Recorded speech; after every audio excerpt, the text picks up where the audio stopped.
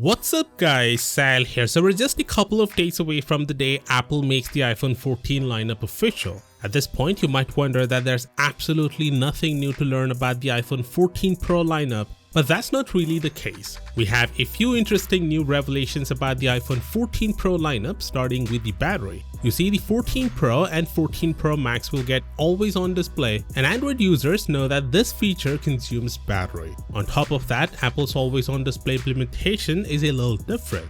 Instead of just showing you the time and notifications, the background of lock screen wallpapers with a depth effect will be removed and fully darkened, while the foreground will be dimmed. Since this will require more pixels to light up than Android phones, it will consume a little more battery. So to compensate that, Apple will increase the battery capacity on the iPhone 14 Pro and Max according to Mark Gurman from Bloomberg.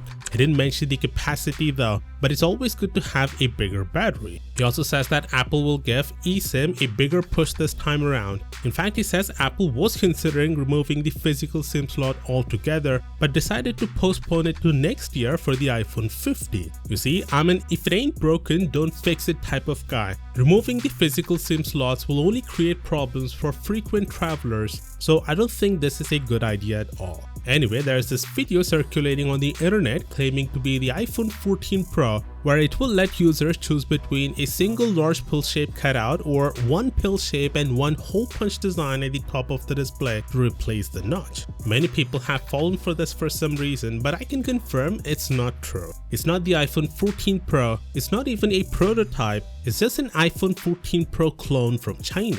On the current iPhones, Apple never gave the option to turn the notch off for a single bezel up top, so why do you think they would give the option this time? And the reason for that is simple: consistency. Apple wants to have a single consistent design across all the Pro phones, so I can assure you there will not be an option to turn the pill into two cutouts. And finally, here's the design of the new Apple Watch Pro. Apple will shift to a flat display for the Pro, which is a shame because last year's watch looked really good with that curved display. But again, it's a matter of preference. Bloomberg says that the display will be bigger than most wrists to display additional metrics to athletes during workouts, and will have a crazy price tag around $900 to $1,000 mark. Apple will launch it alongside the iPhone 14 on September 7th. Of course, let me know your thoughts down in the comments, and as always, I'll see you tomorrow.